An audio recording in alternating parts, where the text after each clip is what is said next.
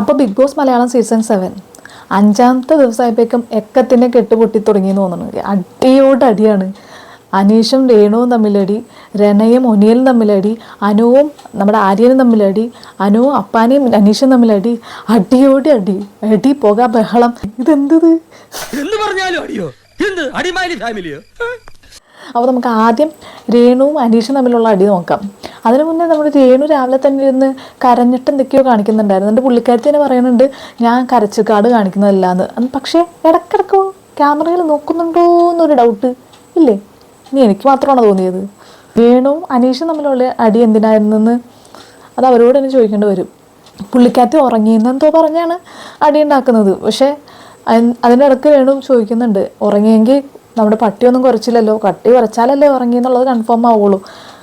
അതിന് എന്തൊക്കെയോ നമ്മുടെ അനീഷിൻ്റെ സ്ഥിരം പരിപാടികൾ പറഞ്ഞ കാര്യം തന്നെ പറഞ്ഞുകൊണ്ടിരിക്കുക. റിപ്പീറ്റഡ് മോഡാണ്. ഒരു കാര്യം തന്നെ ഒരു 10 പ്രാവശ്യം ഇങ്ങനെ പറഞ്ഞുകൊണ്ടിരിക്കും. അതാണെന്ന് തോന്നുന്നു പുള്ളി ഇറിറ്റേറ്റ് ചെയ്യാൻ വേണ്ടി ഉപയോഗിക്കുന്ന കാര്യം.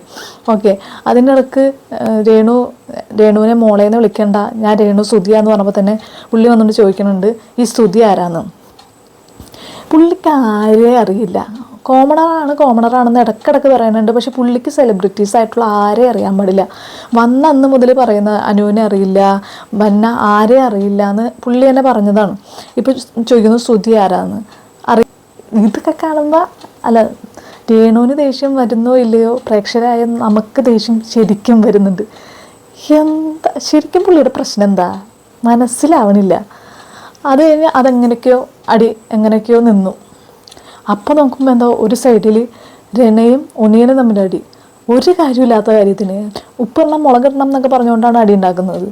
എന്നിട്ട് കുറച്ച് കഴിയുമ്പോൾ രന പോയിരുന്ന് കരയുന്നുണ്ട്, എന്നെ ഫുഡ് കഴിക്കാൻ സമ്മതിച്ചില്ല എന്നൊക്കെ പറഞ്ഞത്. സത്യത്തിൽ ഫുഡ് ഉണ്ടാക്കിക്കൊണ്ടിരുന്ന ഒനിയലിനെ ചെന്ന് രന ചൊറിഞ്ഞിട്ട് അല്ലേ ഫൈറ്റ് നടന്നത്. പിന്നെ എന്തിനാ എന്നെ ഫുഡ് കഴിക്കാൻ സമ്മതിച്ചില്ല എന്ന് പറഞ്ഞ് പുള്ളിക്കാരത്തി പോയിരുന്ന് കരയുന്നത്? സത്യത്തിൽ എനിക്ക് മനസ്സിലായില്ല എന്തൊക്കെയാണ് അവിടെ നടക്കുന്നത്. ഒരു കാര്യമില്ലാത്ത കാര്യത്തിന് ചെറിയ ചെറിയ കാര്യങ്ങൾക്കാണ് അടി ഉണ്ടാക്കിക്കൊണ്ടിരിക്കുന്നത്. ഇപ്പം അനുവും നമ്മുടെ ആര്യനും തമ്മിലുള്ള അടിയാണെങ്കിലും ആര്യൻ എന്തോ തമാശക്ക്, എനിക്ക് തമാശയായിട്ട് തോന്നിയത്, തമാശയ്ക്ക് പറഞ്ഞ കാര്യം അനുവിന് സീരിയസ് ആയിട്ട് എടുത്ത് ഒച്ചയും ബഹളം. പിന്നെ കുറച്ച് നേരം കഴിഞ്ഞ് സാറ്റിന് കളിക്കുന്ന പോലെ ഒരു സ്ഥലത്ത് മാറി നിന്നിട്ട് കരച്ചിലോട് കരച്ചിൽ. ചിലപ്പോൾ ഈ ആരുമായിട്ടും പുറത്തുള്ള ഒരു കോണ്ടാക്റ്റും ഇല്ലാണ്ട് ഫോണും ഇല്ലാണ്ട് ഒന്നുമില്ലാതെ നിൽക്കുന്ന സമയത്ത് നമുക്ക് കെട്ടുപൊട്ടി പോകുന്നതായിരിക്കാം. അതുകൊണ്ടാവാം ചെറിയ ചെറിയ കാര്യങ്ങൾക്ക് ഇങ്ങനെ എല്ലാവർക്കും ദേഷ്യം വരുന്നത്. നമുക്കൊന്നും പറയാൻ പറ്റില്ല. പിന്നെ അതിൻ്റെ ഇടയിൽ കൂടെ അപ്പാണ് ഇരുന്ന് അനീഷിനെ ചൊറിഞ്ഞുകൊണ്ടിരിക്കുന്നുണ്ട് എന്തൊക്കെയോ പറഞ്ഞുകൊണ്ട്. അതങ്ങനെ വെറുതെ അനീഷിനെ കിട്ടുന്ന സമയത്തൊക്കെ ഓരോരുത്തർ ഇന്നലെ ഷാനവാസ് ഇതേപോലെ ചൂലെന്ന് പറഞ്ഞ് ചൊറിയുന്നുണ്ടായിരുന്നു. അതേപോലെ തന്നെ അപ്പാനെ ഇരുന്ന് ചൊറിഞ്ഞ് വിടുന്നുണ്ട്. അത് അനീഷ് അർഹിക്കുന്നതാണ്. അനീഷ് ചോദിച്ചു വാങ്ങുന്നതാണ്. ഇടയ്ക്കിടയ്ക്ക് എല്ലാവരും പോയി മറ്റുള്ളവരെയും പോയി ചൊറിയുന്നുണ്ടല്ലോ, അപ്പം അർഹിക്കുന്നതാണ്, കുഴപ്പമൊന്നുമില്ല. ഇതിൻ്റെ ഇടയിൽ ഒരു കാര്യം വിട്ടുപോയി. അക്ബർ ടാസ്ക് ജയിച്ചു കഴിഞ്ഞപ്പോൾ പണിപ്പുരയിൽ പോയി സാധനങ്ങൾ എടുക്കാനുള്ള ഒരു ഇത് കൊടുത്തായിരുന്നല്ലോ.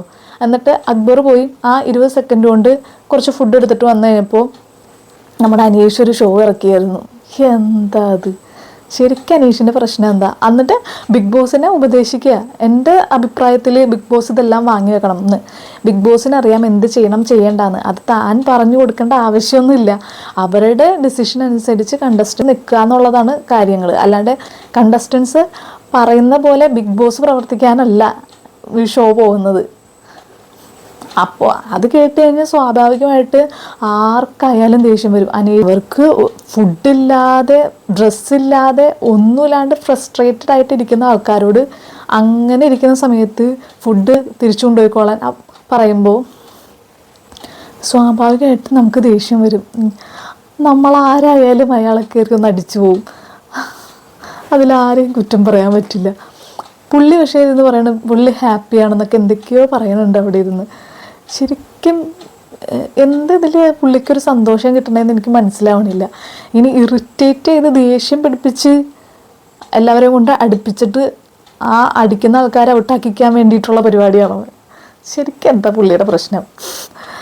അത് കഴിഞ്ഞിട്ട് പിന്നെ നമ്മുടെ ക്യാപ്റ്റൻസി ടാസ്കിന് വേണ്ടിയിട്ട് ആൾക്കാരെ തിരഞ്ഞെടുക്കാൻ പറഞ്ഞു. നമ്മുടെ ഷാനവാസ് ക്യാപ്റ്റൻ ആവുകയും ചെയ്തു.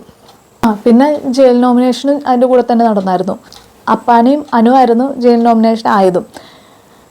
ഇതിൻ്റെ ഇടയിൽ കൂടെ ജയിൽ നോമിനേഷനിൽ നമ്മുടെ നെവിൻ ബിൻസിനെ പറഞ്ഞത് കാരണം ബിൻസിക്ക് ഭ്രാന്തിളകിയിട്ട് ബിൻസി കുറേ ഒച്ചപ്പാടുണ്ടാക്കിയായിരുന്നു.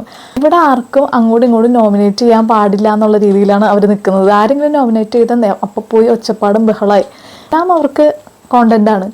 ചെറിയൊരു കാര്യം കിട്ടാൻ വേണ്ടി നോക്കി എന്നിട്ട് ബഹളം വയ്ക്കുന്നത് പോലെയാണ് എനിക്ക് ഫീൽ ചെയ്യുന്നത്. ആ ബിഗ് ബോസ് ഷോ തുടങ്ങുമ്പോൾ തന്നെ ഫുൾ ഒച്ചപ്പാട് ബഹളം. ഒരു ഫൺ എലമെൻ്റ് അതിലില്ല, പറയാതിരിക്കാൻ പറ്റില്ല. ഫൺ എലമെൻ്റ് അതിൽ തീരെയില്ല. അങ്ങനെ പോയി കഴിഞ്ഞാൽ കുറച്ച് കഴിയുമ്പോൾ ആൾക്കാർക്ക് ബോറടിക്കാൻ ചാൻസ് ഉണ്ട്. നമ്മൾ പറഞ്ഞു വന്ന വിഷയം എന്താണെന്ന് വെച്ചാൽ ബിൻസിനെ ജയിലിലേക്ക് വിടാൻ വേണ്ടിയിട്ട് നെവിൻ നോമിനേറ്റ് ചെയ്ത് ബിൻസിക്ക് ഇഷ്ടപ്പെട്ടില്ല. അങ്ങനെ ബിൻസി വന്ന് നെവിനെ ഇറിറ്റേറ്റ് ചെയ്ത് ട്രിഗർ ചെയ്യാൻ നോക്കുന്നതിൻ്റെ ഇടയിൽ പുള്ളിക്കാരത്തി പറയുകയുണ്ടായി, ഇങ്ങനെ പേക്കോലം കെട്ടി നടക്കുന്ന ആളെന്നല്ല ഞാൻ എന്നുള്ള രീതിയിൽ. അത് എന്താ ഉദ്ദേശിച്ചേ?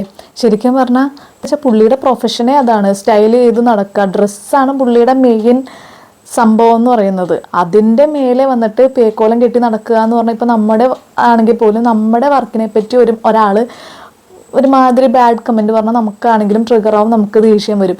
അതുകൊണ്ട് ഒച്ചയെടുത്ത പോലെയാണ് നെവിൻ റിയാക്ട് ചെയ്തതിൽ എനിക്ക് മനസ്സിലായത്.